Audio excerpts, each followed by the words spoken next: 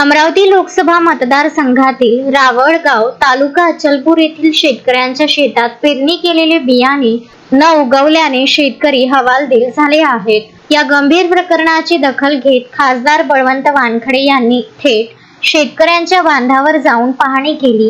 यावेळी दोषी बियाणे कंपन्यांवर कठोर कारवाई करण्याचे निर्देश त्यांनी संबंधित अधिकाऱ्यांना दिले आहेत। रावळगाव येथील अनेक शेतकऱ्यांनी पेरणीसाठी विकत घेतलेले बियाणे न उगवल्याच्या तक्रारी खासदार बळवंत वानखडे यांच्याकडे केल्या होत्या। या तक्रारींची गंभीर दखल घेत खासदार वानखडे यांनी तालुका कृषी अधिकाऱ्यांना सोबत घेऊन प्रत्यक्ष शेतात धाव घेतली। पाहणी दरम्यान काही शेतात बियाणे 10 ते 20% उगवल्याचे तर काही ठिकाणी पूर्णपणे बियाणे उगवले नसल्याचे धक्कादायक वास्तव समोर आले। जे पीक उगवले आहे ते सुद्धा अत्यंत निकृष्ट दर्जाचे असल्याचे शेतकऱ्यांनी यावेळी खासदारांच्या निदर्शनास आणून दिले। स्थानिक शेतकऱ्यांच्या माहितीनुसार हे बियाणे प्रामुख्याने बूस्टर, ओसवाल आणि इतर काही नामांकित कंपन्यांचे होते।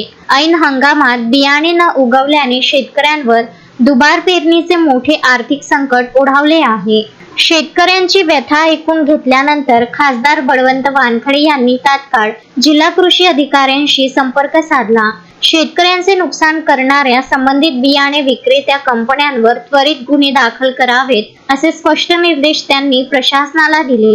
यावेळी तालुका कृषी अधिकारी अक्षय क्षीरसागर, माजी पंचायत समिती उपसभापती श्रीधर काळे, चेतन जवंजाळ, सुनील पवार, स्वप्नील राऊत, सुभाष खांडेकर, गोलू अतकरे, राजेंद्र राऊत, प्रकाश राऊत, हर्षल जवंजाळ, प्रशांत भडांगे, जुबेर भाई यांच्यासह मोठ्या संख्येने स्थानिक शेतकरी उपस्थित होते।